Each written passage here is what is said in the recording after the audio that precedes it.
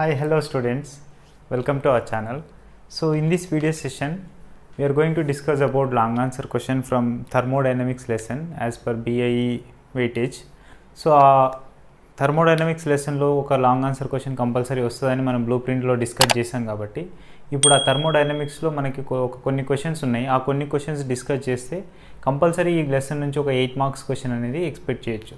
So చాలామంది students ఏమంటున్నారంటే 2 marks first 2 marks upload చేయండి 2 మార్క్స్ అప్లోడ్ చేయండి అంటున్నారు.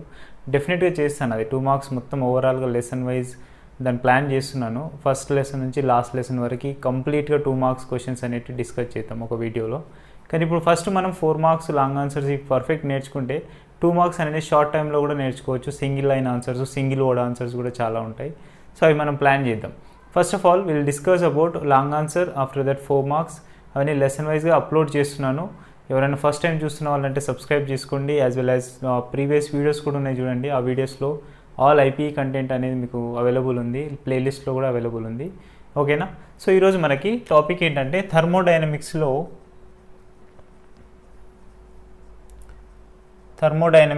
8 మార్క్స్ క్వశ్చన్ వస్తుంది, which is long answer question అంటాం.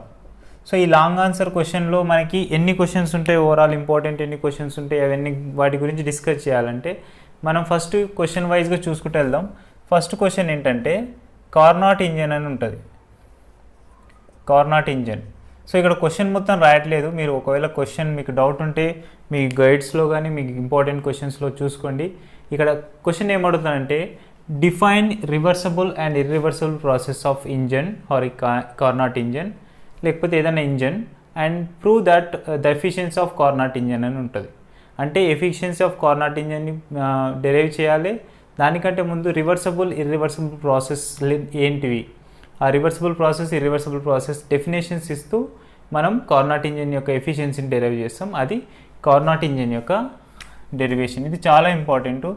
ఏ ఎగ్జామ్స్లో తీసుకున్నా కానీ మనకి, ఏ పేపర్ తీసుకున్నా మనకి కనిపించే క్వశ్చన్ ఏదైనా అంటే Carnot engine.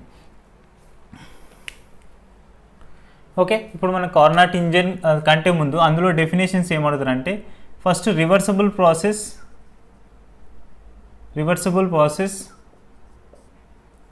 And irreversible process అని రెండు ఉంటాయి మనకి. ఈ రెండు ప్రాసెస్లు ఏంటనేది చూద్దాం. ఈ రివర్సబుల్ ప్రాసెస్ ఇర్రివర్సబుల్ ప్రాసెస్కి డెఫినేషన్స్ రాయాలి, అప్పుడు దాన్ని తర్వాత కార్నాట్ ఇంజన్ గురించి డిస్కస్ చేసాం. A thermodynamic system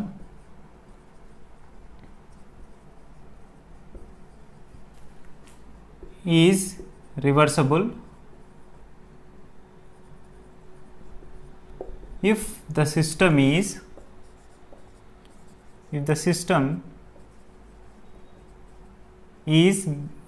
return back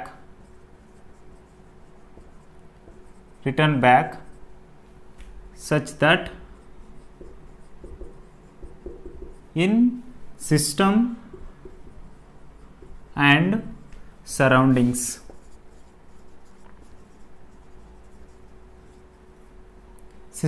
surroundings is called reversible process.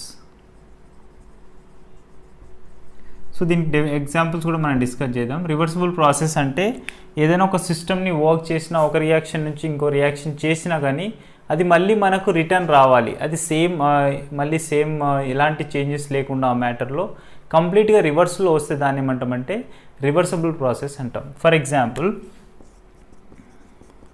మనకి వాటర్ తెలుసు కదా, వాటర్ని హీట్ చేయడం వల్ల స్టీమ్ వస్తుంది, స్టీమ్ మళ్ళీ కూల్ చేస్తే ఇట్లా కొన్ని ప్రాసెస్లు ఉంటాయి. దాన్ని ఏంటి ఎలా రాయొచ్చు చూడండి. Ice maybe changes their state of matter to water, heat ఎక్కువైపోతే వాటర్ అవుతుంది. అదేవిధంగా దీన్ని మళ్ళీ ఇంకొంచెం హీట్ చేస్తే స్టీమ్ అయిపోతుంది.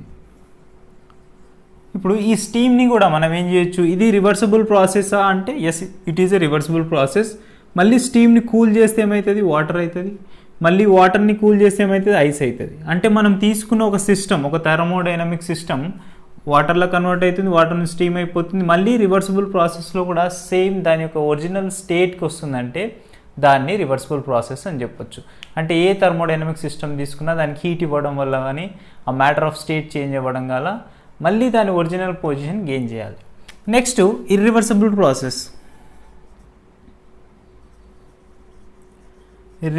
ప్రాసెస్ కంప్లీట్గా మన ఆ రివర్సిబుల్ ప్రాసెస్కి కంప్లీట్ ఆపోజిట్ సిస్టమ్ డైరెక్షన్ అని చెప్పవచ్చు. అంటే ఏ థర్మోడైనమిక్ సిస్టమ్ డెఫినేషన్ ఏంటంటే a thermodynamic system which cannot gain or return అని చెప్పొచ్చు. గెయిన్ అని అనొచ్చు, లేకపోతే or return their original position or their original state is called irreversible process. So ఇప్పుడు ఇక్కడ మనకి ఒక లైన్లో గుర్తుపెట్టుకోండి, thermodynamic system is reversible if the system is completely return back such that in the system as well as surroundings. కంప్లీట్గా దానికి system అనేది return బ్యాక్లో వస్తే దాన్ని రివర్సబుల్ అంటాం. ఇర్రివర్సబుల్ ప్రాసెస్ వచ్చేసరికి a thermodynamic system which cannot be gain as their original position or they state is called irreversible process. దీనికి మన ఎగ్జాంపుల్ ఏం చెప్పొచ్చు, వుడ్ను ఒకవేళ మన హీట్ ఇవ్వడం వల్ల ఏమైతే అది బర్న్ అయిపోతుంది, మళ్ళీ దాన్ని రిటర్న్ పొందగలమా లేదా, అలా ప్లాస్టిక్ కానీ ఏదైనా సరే మనం అలా చేయడం వల్ల 100% మనకు రిటర్న్ అనేది రాదు. అది ఒక ఎగ్జాంపుల్ రివర్సిబుల్ ప్రాసెస్కి చెప్పొచ్చు. సో ఈ రెండు డెఫినేషన్స్ రాసిన తర్వాత మనం ఇప్పుడు కార్నాట్ ఇంజన్ గురించి డిస్కషన్ చేస్తాం. So Carnot engine is nothing but it is a heat engine, it is A reversible heat engine. ఇక్కడ డెఫినేషన్ రాస్తున్నాం కార్నాట్ ఇంజన్కి, ఒక డెఫినేషన్ రాసి డైరెక్ట్ మనం ఆ డెరివేషన్ ఎలా చేద్దామని చూద్దాం. It is reverse heat engine working between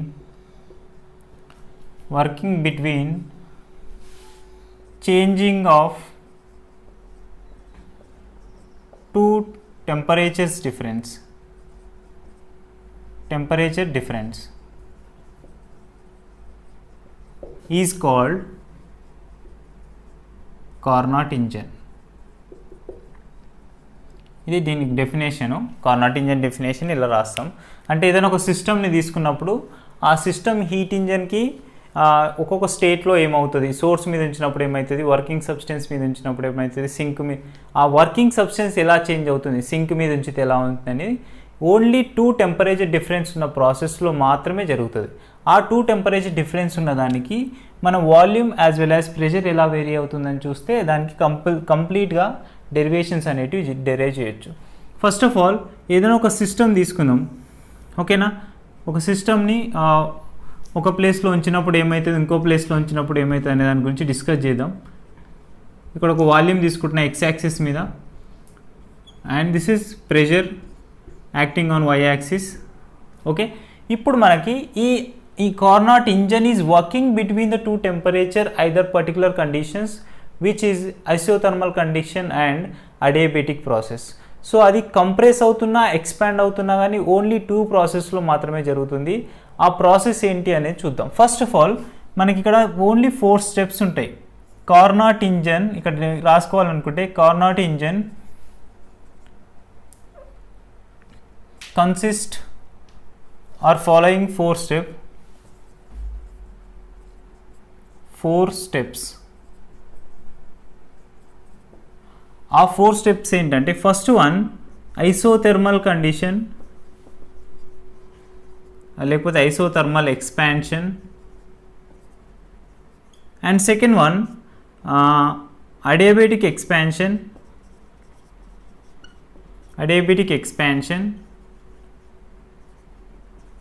and next third one isothermal compression. వీటన్నిటి గురించి డిస్కస్ చేస్తాం డీప్గా. ఐసోథర్మల్ కంప్రెషన్ ఒక్కొక్క స్టేట్లో ఆ సిస్టమ్ని ఉంచినప్పుడు మనకు ఆ చేంజెస్ ఎలా జరుగుతాయి అనేది డిస్కస్ చేయాలి. Fourth one adiabatic compression. ఈ అడియాబెటిక్ ప్రాసెస్ ఐసోథర్మల్ ప్రాసెస్ అన్నీ మనకు ఈ లెసన్లో వస్తాయి. మీకు ఆల్రెడీ డిస్కషన్ అయిపోయి ఉంటుంది, లేదంటే వాటి మీద వీడియో చేయమన్నా చేస్తాను. So adiabatic compression, isothermal expansion as well as compression అనేది ఒక గ్యాస్ సిస్టమ్ ఉన్నది, n మాలిక్యూల్స్ ఉన్న గ్యాస్ సిస్టమ్ని ఇక్కడ సబ్స్టిట్యూట్ చేస్తే లెట్ us టేక్ ఇక్కడ ఫస్ట్ రాసేద్దాం. ఫస్ట్ ఐసోథర్మల్ ఎక్స్పాన్షన్ అని తీసుకున్నప్పుడు రాసేద్దాం. ఈ 4 స్టెప్స్ ఉంటాయి అన్నట్టు. కార్నాట్ ఇంజన్కి ఐసోథర్మల్ అడియాబాటిక్ను ఒకసారి ఎక్స్పాండ్ చేస్తాం, ఒకసారి కంప్రెస్ చేస్తే 4 స్టెప్స్లో అయిపోతుంది. ఓకేనా. ఇప్పుడు ఫస్ట్ ఆఫ్ ఆల్ మనం ఐసోథర్మల్ ఎక్స్పాన్షన్ అంటే ఏంటో చూద్దాం. ఐసోథర్మల్ ఎక్స్పాన్షన్ అంటే ఇప్పుడు మనం లెట్ us టేక్, ఇందులో రాద్దాం, అన్నిటికీ ఇదే వర్తిస్తుంది. Let us take n moles of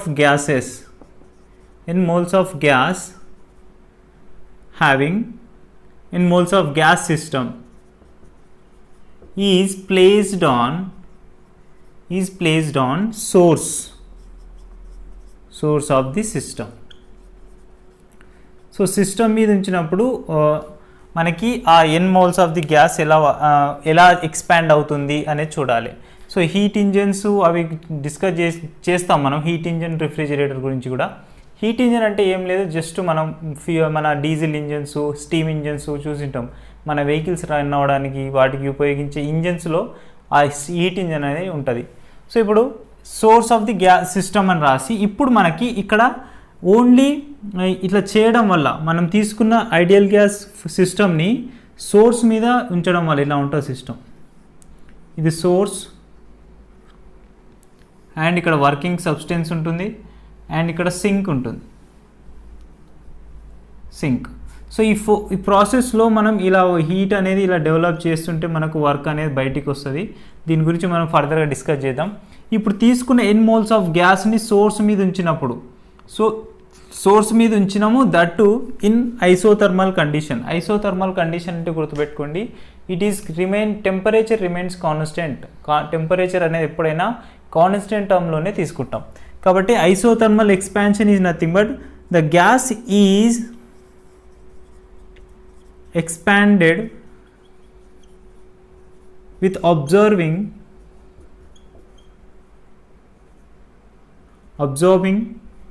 Q1 heat from source with constant temperature T1. ఓకేనా, T1 అనుకుందాం. ఇప్పుడు ఈ ఐసోథర్మల్ ఎక్స్పాన్షన్ అంటేనే మన గ్రాఫ్ ఎలా ఉంటుందంటే ఇలా ఉంటుంది, ఒక కర్వ్డ్ షేప్లో ఉంటుంది. మనకి ఏదైనా వీడియో చూసినప్పుడు ఇలా ఒక కర్వ్డ్ షేప్లో మనకి ఐసోథర్మల్ ఎక్స్పాన్షన్ అనేది కర్వ్ ఇలా ఉంటుంది. సో ఫస్ట్ కండిషన్ ఏమనుకుంటున్నాం మనం, A టు B అనే పాయింట్ వరకు ఐసోథర్మల్ ఎక్స్పాండ్ అవుతుంది. అంటే ఎక్స్పాండ్ అవుతుంది కాబట్టి ఏం ఇంక్రీజ్ అవ్వాలండి, వాల్యూమ్ ఇంక్రీజ్ అవ్వాలి. వాల్యూమ్ ఇంక్రీజ్ అవుతుంది, ప్రెషర్ కన్సిస్ట్ అవుతుంది. ఓకేనా. సో మెల్లగా వాల్యూమ్ అనేది ఇంక్రీజ్ అవుతా వెళ్తుంది. So for suppose let us take first time I'm taking P1 V1 T1 is initial state of volume gas అనుకుందాం. Okay, initial state of volume gas, pressure and as well as temperature అనుకోండి. So ఇక్కడ తీసుకున్న first step ఏంటి మనకు, this is called isothermal expansion.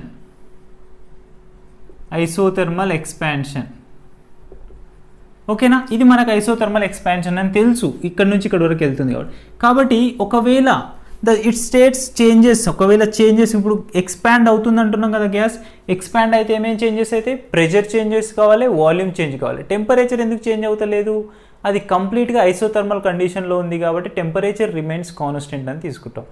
Adiabatic వచ్చేసరికి ఏమవుతుంది, heat constant అవుతుంది, temperature vary అవుతుంది. Will see that one also. So ఇప్పుడు చూడండి, it states that its state changes from P1 V1 ఇది రాయండి. ఇక్కడ నుంచి మీరు ఈ థియరీ మీ ఇష్టం ఉంటే రాయండి, లేకపోతే లేదు. To P2 V2 T1. ఓకేనా, P1 V1 T1 to temperature constant ఉంది కాబట్టి P2 V2 T1. ఓకే, అక్కడ వరకు ఐసోథర్మల్గా చేంజ్ అవుతూ ఉంది.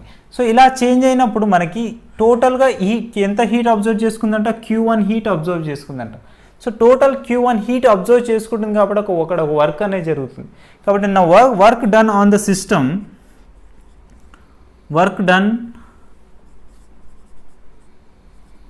Work done on the system W1 అనుకుంటే that is also absorbed Q1 heat అనుకుంటున్నాం ఇక్కడ నుంచి ఇక్కడికి. కాబట్టి W1 is equal to Q1 is equal to isothermal ఎక్స్పాన్షన్లో వర్క్ డన్ ఎంత అంటే ఫార్ములా ఏంటంటే ఎన్ మోల్స్ ఆఫ్ గ్యాసెస్ తీసుకున్నాం. కొన్ని బుక్స్లో మ్యూ అవి ఇవి ఉంటాయి. సో ఇక్కడ ఎన్ అనేది అక్కడ మ్యూ అన్నా కానీ మాలిక్యూల్సే, ఇక్కడ ఎన్ అన్నా మాలిక్యూల్సే. సో ఇక్కడ nRT1 లాగ్ V2/V1 ఇది మనకు ఎక్స్పాన్షన్, ఐసోథర్మల్ ఎక్స్పాన్షన్లో టోటల్ వర్క్ డన్. దీని డెరివేషన్ కూడా ఉంటుంది మనకి, 4 మార్క్స్ క్వశ్చన్. కానీ ఇక్కడ మనకు డెరివేషన్ అవసరం లేదు, ఓన్లీ ఈ వాల్యూస్ మాత్రమే కావాలి. Equation 1 okay. అంటే ఇక్కడ W1 is equal to Q1 అంటే ఎందుకు రాశాను? The work done due to observing Q1 heat. కాబట్టి ఫస్ట్ స్టెప్లో W1 is equals to Q1 is equals to nRT1 log of V2/V1. R అంటే ఏంది? Real gas constant. నెక్స్ట్ ఇక్కడ V2/V1 అంటే changing volumes, ఇక్కడ నుంచి V2 నుంచి V1 వరకు చేంజ్ అవుతుంది కాబట్టి ఈ కండిషన్ రాశాం.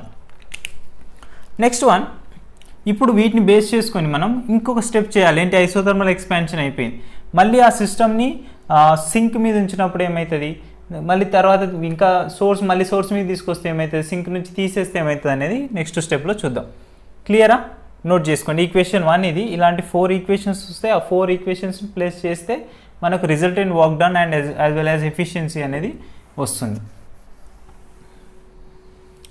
సో గ్రాఫ్ అలాగే ఉంచి దీన్ని చూద్దాం. రైట్, నెక్స్ట్ ఏంటి మనకు? ఫస్ట్ ఐసోథర్మల్ ఎక్స్పాన్షన్ అయిపోయింది కాబట్టి next adiabatic expansion of gases is nothing but definitely the gas must be expanded. Okay, ఇక్కడ మళ్ళీ మొత్తం రాయాల్సిన అవసరం లేదు, సింపుల్గా రాద్దాం. ఏంటంటే ఏ సిస్టమ్ ఈజ్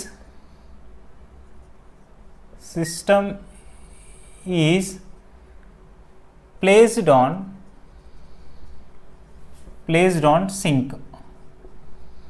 ఇక్కడ రాసుకోండి, లేకపోతే now system is placed on sink with observing or with extracted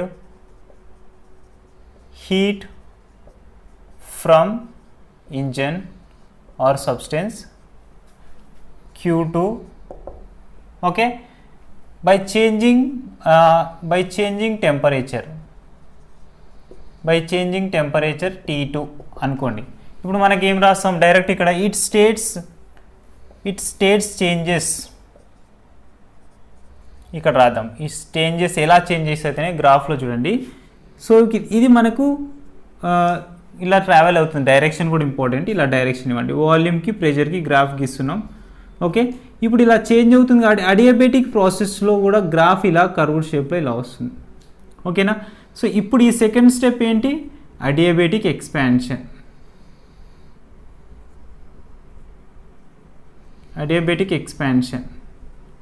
right. So adiabatic ఎక్స్పాన్షన్లో ఏమవుతుందంటే గ్యాస్ అనేది ఎక్స్పాండ్ అవుతుందంటే ఎందుకు? ఒక హీట్ అనేది అక్కడ నుంచి చేంజ్ అవుతుంది కదా. ఎంత హీట్ చేంజ్ అయింది? Heat is remaining constant. ఇక్కడ temperature changes but heat is remains constant అవుతుంది. సో ఇప్పుడు మనకి ఇక్కడ టెంపరేచర్ ఎంత చేంజ్ అవుతుంది అనేది రాస్తున్నాం చూడండి ఇక్కడ. అంటే దేర్ఫోర్ ఇక్కడ టెంపరేచర్ చేంజ్ అవుతుంది అంటే డెఫినెట్గా ప్రెషర్ చేంజ్ అవుతుంది, as well as volume change అవుతుంది. టెంపరేచర్ చేంజెస్ ఫ్రమ్ T2 వరకు చేంజ్ అయిందంట, T1 నుంచి. కాబట్టి ఇలా రాస్తున్నాం P3 V3 T2. సో ఇక్కడ నుంచి మళ్ళీ మనకి ఈ వాల్యూ వచ్చిందంటే దీనికి టోటల్ వర్క్ డన్ రాయాలి. నౌ ఇక్కడ స్టేట్ చేంజెస్ ఫ్రమ్ ఇక్కడ రాసేయండి, ఆ వాల్యూ ఇక్కడ రాసేయండి. ఎక్కడి నుంచి ఎక్కడ చేంజ్ అవుతుంది?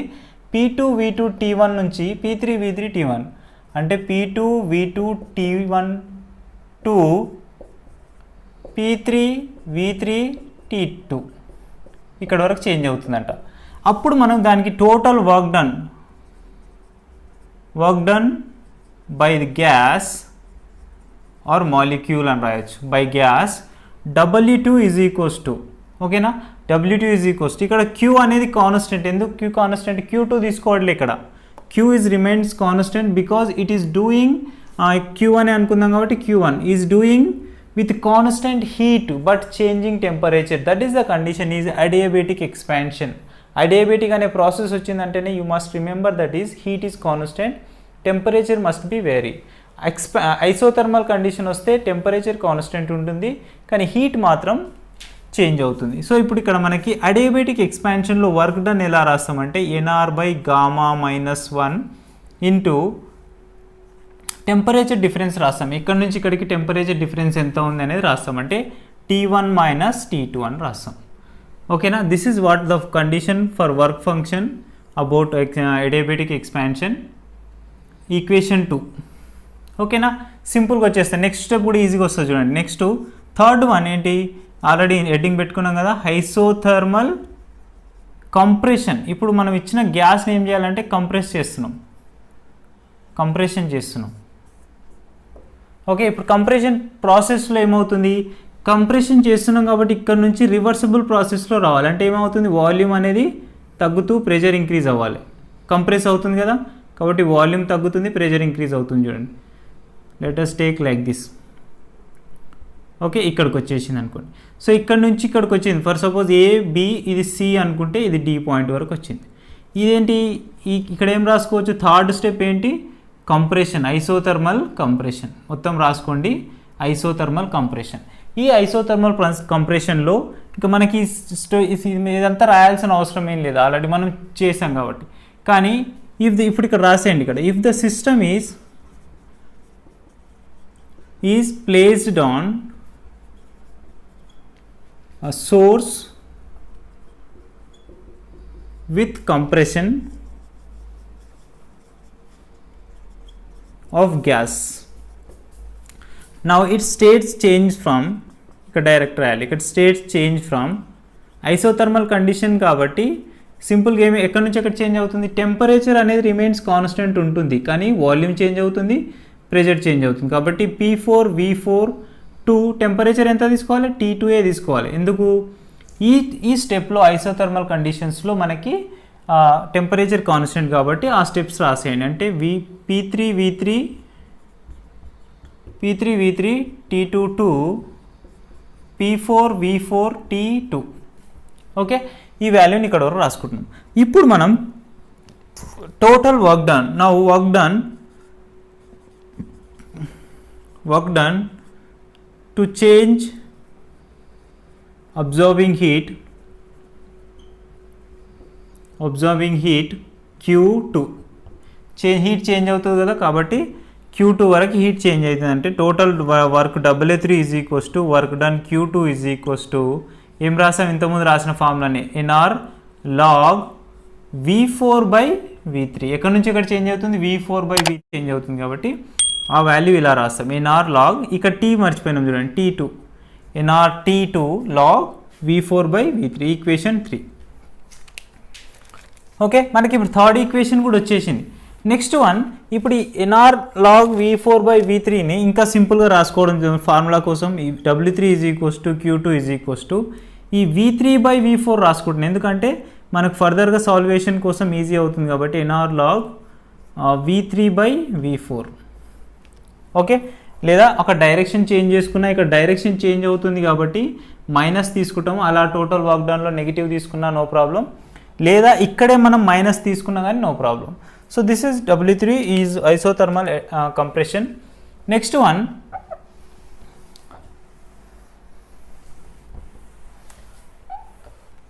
One fourth one, adiabatic compression.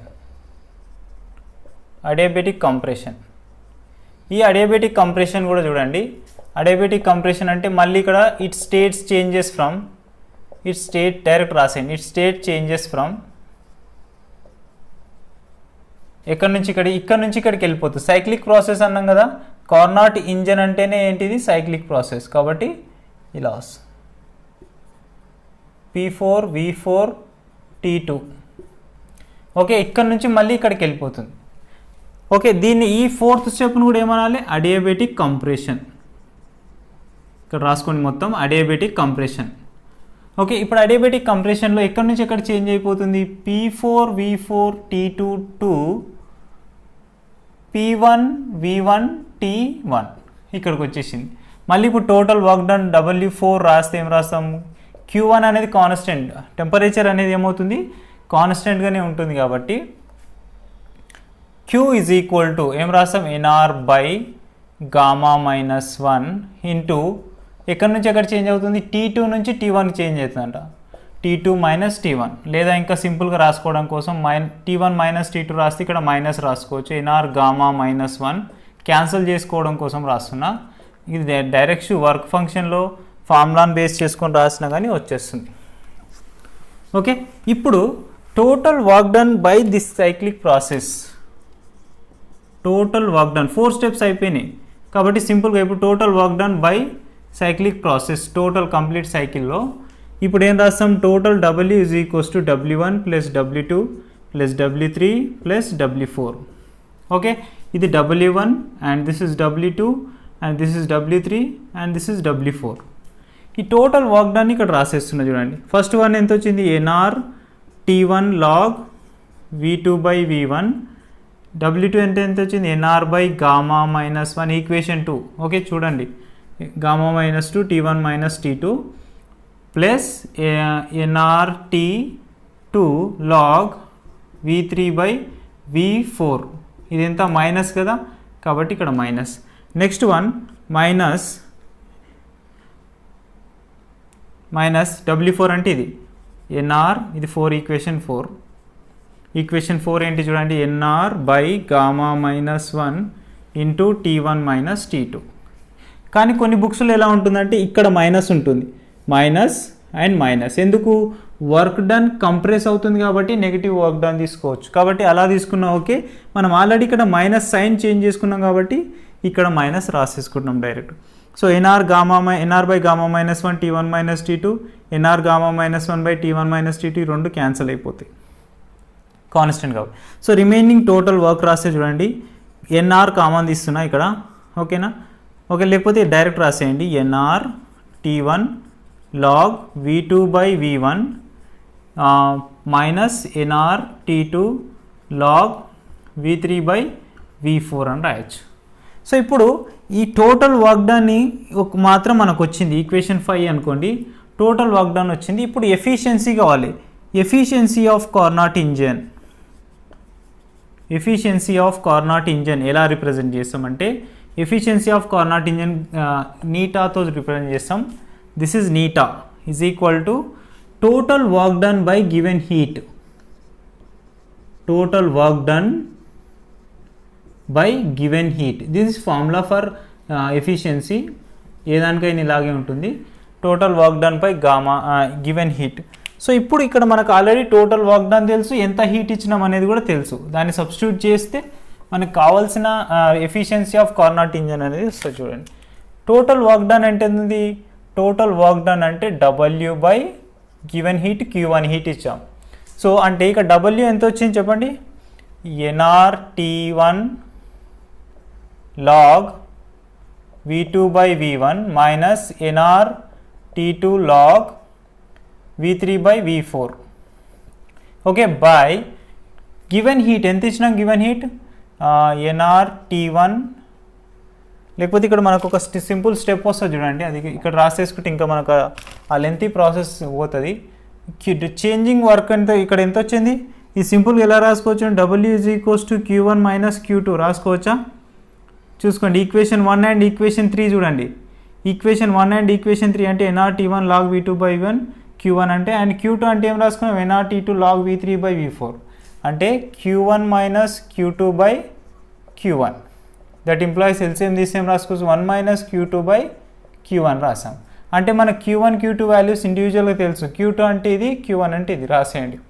అంటే 1 minus NR T2 log V3 by V4 by Q1 అంటే ఎంత, this one NR T1 log V2 by V1. ఇక్కడ NR క్యాన్సిల్ అయిపోతే 1 minus T2 log V3 by V4 by T1 log V2 by V1.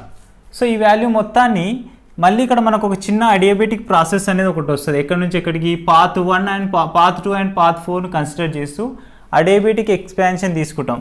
Compare అది రాసిన, ఇది మీరు రాసినా రాయకుండా no problem. Compare path BC. Okay, ఈ బీసీ పాత్ను కంపేర్ చేస్తే అప్పుడు మనకు అడియాబెటిక్ ప్రాసెస్లో టెంపరేచర్ వర్సెస్ వాల్యూమ్కి ఒక ఫార్ములా ఏముంటుందంటే TV power of gamma -1 is equal to constant అని. టెంపరేచర్కి వాల్యూమ్కి రిలేషన్ ఇది. ఇంతకుముందు రాసిన టోటల్ వర్క్ డన్ రాసాం. ఈ అడియాబెటిక్ ప్రాసెస్లో టెంపరేచర్కి వాల్యూమ్కి రిలేషన్ ఏంటంటే TV power of gamma -1 is equal to constant అని రాసుకుంటాం. సో ఈ రెండు ప్రాసెస్లో తీసుకుంటున్నాం కాబట్టి అప్పుడు ఫస్ట్ ప్రాసెస్కి P1 V1 దానికి వాల్యూ అప్లై చేస్తే చూడండి, టెంపరేచర్ T1, వాల్యూమ్ ఎంత ఉంది V2 power of gamma -1 is equal to second దీనికి ఎంత ఉంది చూడండి, వాల్యూమ్ టెంపరేచర్ చేంజ్ అవుతుంది, T2 వాల్యూమ్ కూడా చేంజ్ అయింది, V3 power of gamma -1. Equation 6 అనుకోండి, 5 ఇంతకుముందు అయిపోయింది కదా, ఈక్వేషన్ 6. నెక్స్ట్ వన్, ఇది రాసిన కొంతమందికి ఇబ్బంది ఉంటుంది, ఇక్కడ వరకు ఎంతవరకు కట్ చేయాలో కూడా నేను చెప్పేస్తాను. నెక్స్ట్ కంపేర్ పాత్ డీసీ పాత్ని కంపేర్ చేద్దాం.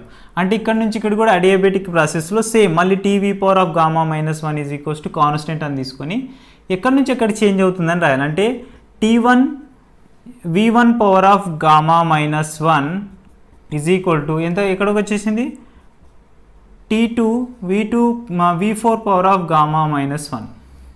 ఓకేనా, V4 power of gamma -1 is equal to T1 V1 power of gamma -1 అని రాస్తున్నాం, equation 7. Okay, now do 6/7, equation 6/7 చేస్తున్నా. ఈ రెండింటిని 6/7 చేస్తే ఏమొస్తుంది చూడండి, ఇక్కడ T1 క్యాన్సిల్ అయిపోతే, ఓకేనా, డైరెక్ట్ రాస్తున్నా, T1 క్యాన్సిల్ అయిపోతే V2/V1 whole power of gamma -1 is equal to ఇక్కడ కూడా T2 క్యాన్సిల్ అయిపోతుంది.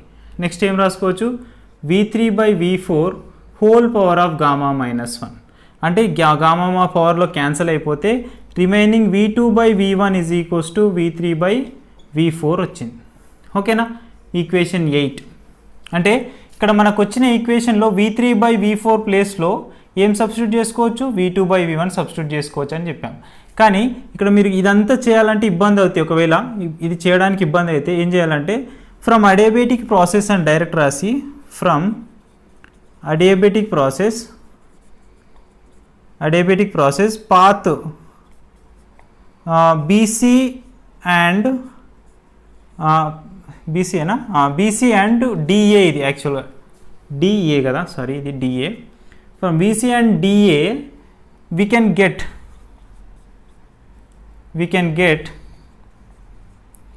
get V2/V1 is equals to V3/V4 అని డైరెక్ట్గా రాసేయచ్చు.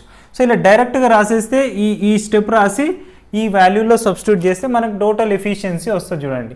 అంటే V2/V1 ప్లేస్లో ఇది సబ్స్టిట్యూట్ చేస్తే therefore efficiency is equals to 1 minus T2 into log V3/V4 ప్లేస్లో V2/V1 సబ్స్టిట్యూట్ చేస్తున్నా by T1 into log V2/V1. Both log cancel అయిపోతే 1 minus T2/T1. This is the efficiency of Carnot engine from as like 1 mole of gas తీసుకున్నప్పుడు ఇలాంటి cyclic ప్రాసెస్లో వెళ్తుంటే ఈ విధంగా మనకు కార్నాట్ ఇంజిన్ యొక్క ఎఫిషియన్సీని ఫైండ్ అవుట్ చేయాలంటే ఇది ప్రొసీజర్. మళ్ళీ చెప్తున్నాను, ఈ మొత్తం స్టెప్ మొత్తం రాయాల్సిన అవసరం ఏం లేదు. మీరు ఈ ఒక్క లైన్ రాసిన నో ప్రాబ్లం. లేదు మేము ఇంకా ఎలాబొరేటెడ్గా ఎక్స్టెండెడ్గా ఆన్సర్ రాద్దాం అనుకున్నప్పుడు మాత్రం ఇలా యూజ్ చేసి రాయొచ్చు. కంపల్సరీ గ్రాఫ్ ఇలా రాయాలి.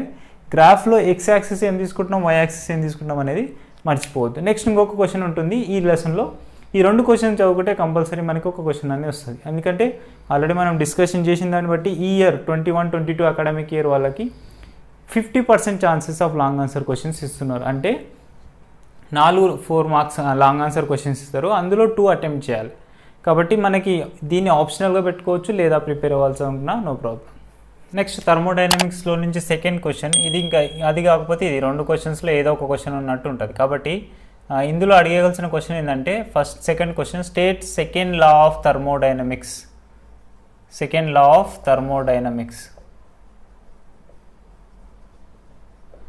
థర్మోడైనమిక్స్ సెకండ్ లా డెరైవ్ చేయమంటారు. Next how you can represent heat engine is different from the refrigerator అని అంటాం. సో ఆ క్వశ్చన్ చూడండి, heat engine is different to the refrigerator అనేది ఎలా డిఫరెంట్ అని చెప్తాం, వాటికి ఆ కండిషన్ రాస్తాం. First state second law of thermodynamics definition రాస్తే దీనికి ఇద్దరు సైంటిస్టులు 2 కైండ్ ఆఫ్ డెఫినేషన్స్ చెప్పారు. ఫస్ట్ ప్లాంక్ స్టేట్మెంట్ చూద్దాం. ప్లాంక్ స్టేట్మెంట్, ఈ ప్లాంక్ అనే సైంటిస్ట్ ఏం చెప్పిందంటే హీట్ విషయంలోకి వచ్చేసరికి కంప్లీట్గా మనం ఒక సిస్టమ్కి ఇచ్చే హీట్ అనేది 100% వర్క్ డన్ కాదు, డెఫినెట్గా కొంచెం అన్నా రిజెక్ట్ అవుతుంది అని చెప్పింది. అంటే ఏదైనా ఒక సిస్టమ్కి హీట్ ఇస్తున్నా లేకపోతే మనం ఏదైనా వర్క్ చేయడానికి ట్రై చేస్తున్నా కానీ అది కంప్లీట్గా హీట్ అనేది కంప్లీట్ వర్క్ డన్లో కన్వర్ట్ అవ్వదు. సో అట్లా అది చెప్పింది ఎవరంటే ప్లాంక్ స్టేట్మెంట్. అంటే ఇక్కడ ఏం చెప్పినంటే ఇక్కడ రాయండి condition, it is impossible. Condition ఏంటంటే it is impossible to given heat, it is impossible to given heat to change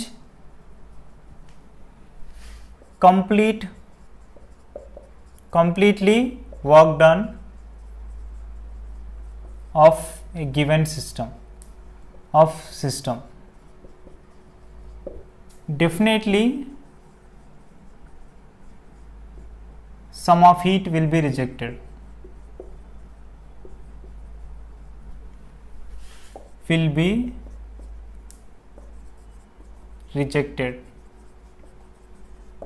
ఇది చెప్పింది ఎవరు, ప్లాంక్స్ అనేట ఆయన. కంప్లీట్గా వర్క్ అనేది ఇచ్చిన హీట్ అనేది వర్క్లో కన్వర్ట్ అవ్వదు. అంటే ఇక్కడ సింపుల్గా ఏం రాసుకోవచ్చు, 100% ఆఫ్ ఎఫిషియన్సీ, ఇక్కడ రాసుకోండి 100% ఆఫ్ ఎఫిషియన్సీ కెనాట్ పాసిబుల్. సింపుల్గా ఇలా రాసుకోవచ్చు. ఇది మీకు ఇలా రాసిన ఉపయోగం. 100% of efficiency cannot be possible for given heat of the system. Next ఇంకొక ఆయన ఇస్తాడు, ఆయన ఏంటంటే క్లేసియస్ స్టేట్మెంట్.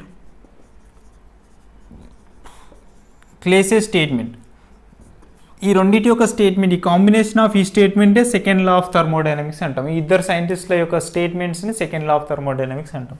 ఇక్కడ క్లేసియస్ స్టేట్మెంట్ అంటే ఏంటంటే ఎప్పుడైనా సరే అబ్జర్వ్ చేయండి, హీట్ అనేది హాట్ బాడీ నుంచి కోల్డ్ బాడీకి ట్రావెల్ చేస్తుంది కానీ కోల్డ్ బాడీ నుంచి హాట్ బాడీకి ఎప్పుడు ట్రావెల్ చేయదు.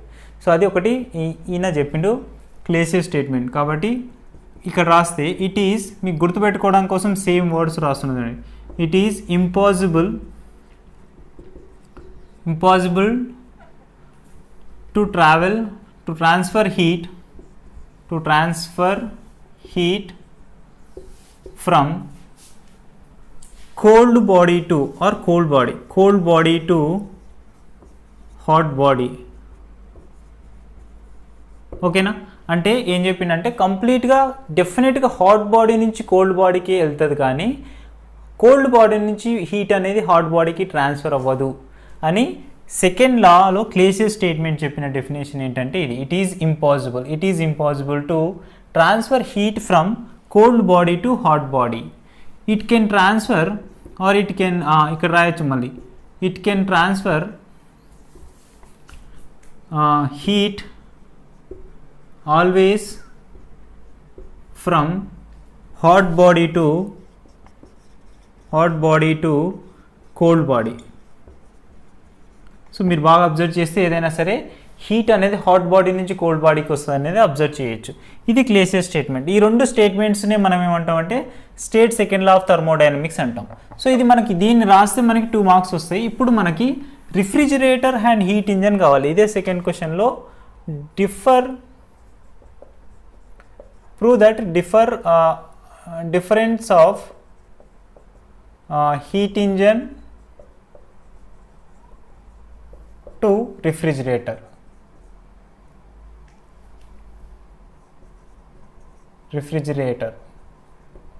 ఓకే, రిఫ్రిజిరేటర్కి హీట్ ఇంజన్కి మనకి డిఫరెన్స్ అనేది చూపించాలి. అంటే ఫస్ట్ మనం హీట్ ఇంజన్ గురించి డిస్కస్ చేద్దాం.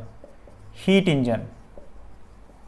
ఇంజన్ గురించి డిస్కస్ చేసి దానికి కంప్లీట్గా రివర్సిబుల్ ప్రాసెస్లో రిఫ్రిజిరేటర్ ఉంటుందని చెప్తే సరిపోతుంది అన్నట్టు.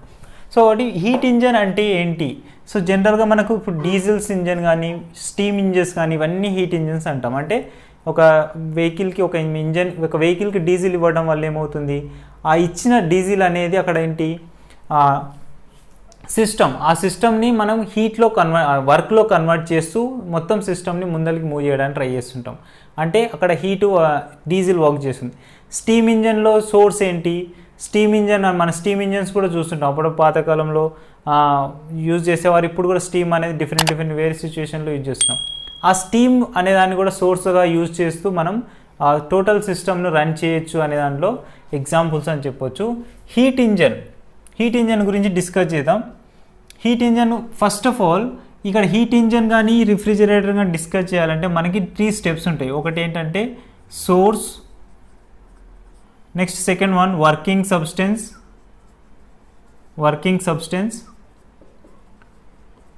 And next third one sink. ఈ 3 స్టెప్స్లో మనకి పాసిబిలిటీస్ అనేది ఉంటాయి. ఫర్ సపోజ్ ఇక్కడ చూడండి, ఇలా ఒక సోర్స్ తీసుకుందాం. Okay, here one of the source here, and next one ఇక్కడ మనకు ఒక వర్కింగ్ సబ్స్టెన్స్ తీసుకోవచ్చు. వర్కింగ్ సబ్స్టెన్స్ ఏది తీసుకుంటే అది. ఫర్ సపోజ్ డీజిల్ తీసుకున్నాం అనుకోండి, డీజిల్ ఇక్కడ వర్కింగ్ సబ్స్టెన్స్ అవుతుంది. నెక్స్ట్ ఇక్కడ సింక్ అనేది ఇక్కడ ఒక స్టెప్. సో ఇక్కడ నుంచి ఇలా 3 స్టెప్స్లో ఉంటుంది. ఈ స్టెప్స్లో డైరెక్షన్స్ ఎలా ఉండాలి అంటే, హీట్ ఇంజన్కి ఎప్పుడైనా సోర్స్ నుంచి మనం ఒక T1 అనే టెంపరేచర్ ఉన్న సోర్స్ నుంచి వర్కింగ్ సబ్స్టెన్స్కి మనం సోర్స్ని అందిస్తాం. ఓకేనా? ఫర్ సపోజ్ ఇక్కడ స్టీమ్ ఉంది, లేకపోతే ఈ డీజిల్ ఉంది. ఈ డీజిల్ని, ఈ ఫ్యూయల్ని దీనికి అందించినప్పుడు ఇక్కడ మనకు వర్క్ జరుగుతుంది ఇంజన్లో. ఇక్కడ వర్కింగ్ సబ్స్టెన్స్ దగ్గర వర్క్ జరిగి, ఈ వర్క్ జరిగిన దాన్ని ఏమవుతుంది, అవుట్పుట్ అనేది వర్క్ డన్ ఇస్తుంది. W, ఈ వర్క్ డన్ అంటే ఏంటి? ఫర్ సపోజ్ T1 సబ్స్టెన్స్ ఉంది కాబట్టి Q1 హీట్ తీసుకుంటే, ఇక్కడ మనకి Q1 ఇక్కడికి వద్దాం. ఫస్ట్ వర్కింగ్ సబ్స్టెన్స్ అవుతుంది. సో మనకి క్లేసెస్ అండ్ ప్లాంక్ స్టేట్మెంట్ చెప్పినట్టు కంప్లీట్గా మనం ఇచ్చిన వర్క్ అనేది వర్క్ డన్లో కన్వర్ట్ అవ్వదు. ఇచ్చిన సబ్స్టెన్స్ అనేది, హీట్ అనేది కంప్లీట్గా వర్క్ డన్లో కన్వర్ట్ కాదు. సో అలా కన్వర్ట్ చేయాలి అంటే ఇట్ ఈజ్ ఇంపాసిబుల్ అని చెప్పేసారు. కాబట్టి కొంత వేస్ట్ ఆఫ్ ఎనర్జీ అనేది ఏం చేస్తుంది, సింక్లో స్టోర్ అవుతుంది. అంటే ఇది ఒక T2 టెంపరేచర్ డిగ్రీ సెల్సియస్ దగ్గర ఉందనుకోండి. ఇప్పుడు ఈ Q2 హీట్ వేస్ట్ అవుతుంది, కానీ Q1 హీట్ మాత్రం ఇక్కడ ఇట్లా ఇస్తున్న Q2 వేస్ట్ అవుతుంది. టోటల్ వర్క్ డన్ ఎంత జరిగిందంటే ఏం రాస్తాం, W = Q1 - Q2. ఓకేనా? W = Q1 - Q2. ఇంతకుముందు మనం చేసిన ప్రాసెస్ లెక్కనే. అంటే ఇక్కడ ఈ సైకిల్ అనేది ఇంపార్టెంట్. ఈ డయాగ్రామ్ చాలా ఇంపార్టెంట్. డైరెక్షన్ మర్చిపోతుంటాం. ఈ డైరెక్షన్ డెఫినెట్గా సోర్స్ నుంచి వర్కింగ్ సబ్స్టెన్స్, మళ్ళీ వర్కింగ్ సబ్స్టెన్స్ నుంచి సింక్. అవుట్పుట్ డైరెక్షన్ కూడా ఇంపార్టెంట్. అవుట్పుట్ బయటకు ఉంటుంది, రిఫ్రిజిరేటర్కి ఆపోజిట్ డైరెక్షన్లో ఉంటుంది. దాని గురించి డిస్కస్ చేద్దాం. W = Q1 - Q2. ఓకేనా? సో ఈ ప్రాసెస్ని మనం హీట్ ఇంజన్కి ఎలా వర్కౌట్ చేస్తాం, సోర్స్ అంటే ఏంది, వర్కింగ్ సబ్స్టెన్స్ ఏంటి, ఒక సింగిల్ లైన్స్లో రాసేసి మనం దాని గురించి ఇప్పుడు ఫస్ట్ హీట్ ఇంజన్ డెఫినేషన్ రాస్తే ఏం రాసుకోవచ్చు అంటే, it is device which can convert heat energy into mechanical energy or mechanical work. అంతే కదా? మనం ఇప్పుడు డీజిల్ లేదా పెట్రోల్ ఫ్యూయల్ గురించి డిస్కస్ చేస్తాం. మనం ఇచ్చింది ఏంది, హీటు. ఆ ఫ్యూయల్ అయినా డీజిల్ అయినా అంటే హీటు. ఆ హీట్ అనేది మెకానికల్లో కన్వర్ట్ అయిపోయి మనం ఒక స్పీడ్తో మనం ట్రావెల్ చేయగలుగుతున్నాం. అట్లా చెప్పొచ్చు అన్నట్టు. అంటే it is a device which can convert heat, ఇక్కడ రాసుకోండి, which can convert heat energy into a mechanical work or mechanical energy. So ఇప్పుడు మనకి ఈ source as well as working substance, sink, ఈ 3 స్టెప్స్ గురించి రాస్తే మనకి ఈ ఆన్సర్ అనేది కంప్లీట్ అవుతుంది. అండి ఫస్ట్ సోర్స్ అంటే సింపుల్ ఇక్కడ ఏం రాసుకోవచ్చు అంటే హాట్ బాడీ లేకపోతే హాట్ టెంపరేచర్ లేదా T1. ఓకే, ఇక్కడ రాయండి. సోర్స్ ఈజ్, దీని డెఫినేషన్ ఇట్లా రాసుకోండి. దీని సోర్స్ అంటే ఏంటి, వర్కింగ్ సబ్స్టెన్స్ అంటే సింక్ రాయాలి. Source is a hot reservoir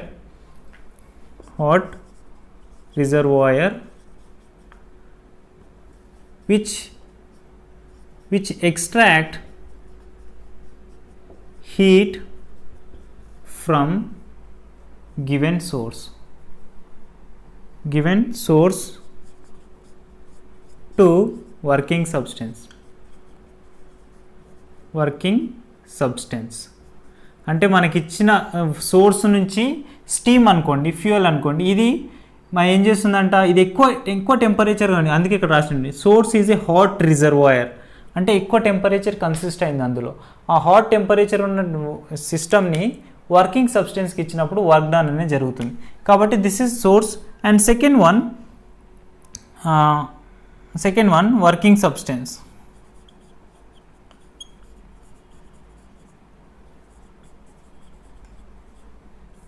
working substance అంటే ఏంది, టోటల్ వర్క్ డన్ ఎంత జరిగింది కావాలి మనకు. అంటే it is if steam is a source అనుకుందాం, ఓకేనా. మనకిచ్చిన సోర్స్లో స్టీమో ఫ్యూయలో ఏదో ఒకటి సోర్స్ అనుకుంటే, if steam is a source, the source can be converted, the source or steam, ఇక్కడ బ్రాకెట్ రాసుకుని, steam can be converted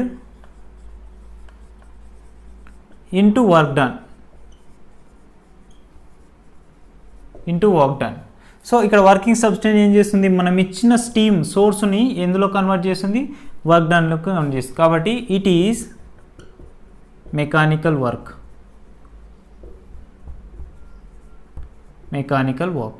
so ఇక్కడ మనకు వర్క్ అనేది వచ్చేసింది. నెక్స్ట్ ఏం రాయాలి, సింక్ గురించి రాయాలి. నెక్స్ట్ థర్డ్ వన్ సింక్ అంటే T2 టెంపరేచర్. ఇక్కడ డైరెక్ట్ రాయొచ్చింది ఇది సోర్స్ అనేది ఇచ్చిన హై హీట్ టెంపరేచర్ నుంచి వర్క్ డన్ జరిగి ఎంతో కొంత వేస్ట్ అయిన ఎనర్జీ సింక్లో స్టోర్ అవుతుందని చెప్పాం. అంటే ఏం చెప్పొచ్చు, ఇది హాట్ రిజర్వాయర్ అయితే ఇట్ ఈస్ కోల్డ్ రిజర్వాయర్. ఓకేనా.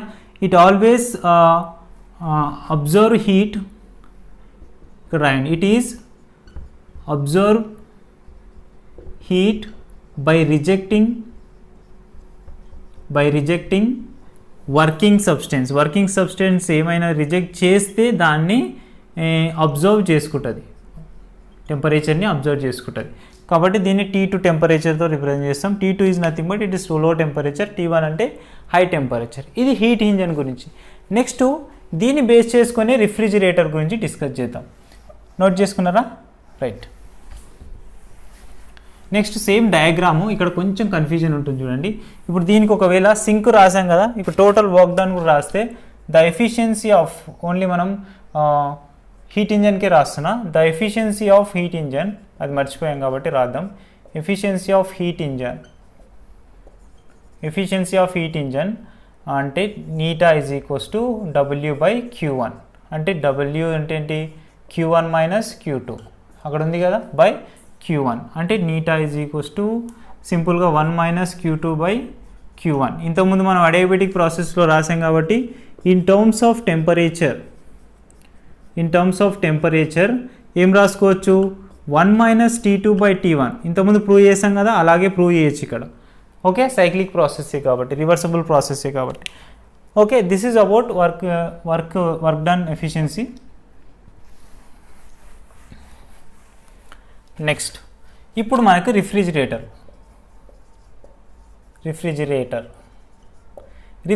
అనేది కూడా ఒక హీట్ పంపే. ఆ హీట్ పంప్ ఎలా వర్క్ చేస్తుందో చూడండి, ఇక్కడ రాయండి. It is a heat pump which is opposite to heat ఇంజన్కి అపోజిట్గా వర్క్ చేస్తేనే దీన్ని రిఫ్రిజిరేటర్ అంటాం. ఓకేనా. ఇప్పుడు దీని యొక్క డైరెక్షన్స్ అనేటివి చేంజ్ అయితే చూడండి. సేమ్ మళ్ళీ ఇక్కడ సోర్స్ తీసుకుంటున్నాం, వర్కింగ్ సబ్స్టెన్స్ తీసుకుంటున్నాం, సింక్ తీసుకుంటున్నాం. ఇప్పుడు టోటల్ వర్క్ డన్ కూడా కావాలి. ఆ వర్క్ డన్ ఎలా వస్తుంది చూడండి. అంటే హీట్ ఇంజన్కి రివర్స్ కాబట్టి ఈ సింక్లో వేస్ట్ అయిన టెంపరేచర్ నుంచి అంటే Q2 వేస్ట్ అయిన ఎనర్జీని రివర్సిబుల్ ప్రాసెస్లో వస్తుంది. ఇక్కడ నుంచి వచ్చిన ఈ Q2 అనేది వర్కింగ్ సబ్స్టెన్స్కి ఇవ్వడం వల్ల మనకు కొంత వర్క్ జరుగుతుంది. ఆ వర్క్ ఎంత అంటే W ఈజ్ ఈక్వల్స్ టు మళ్ళీ Q1 మైనస్ Q2.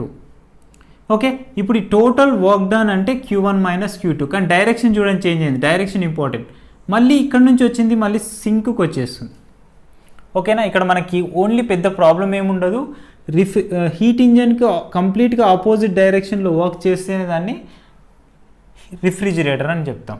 కాబట్టి కంప్లీట్ ఇక్కడే ఇచ్చేసాం మన statement. It is a heat pump which is opposite to the heat engine.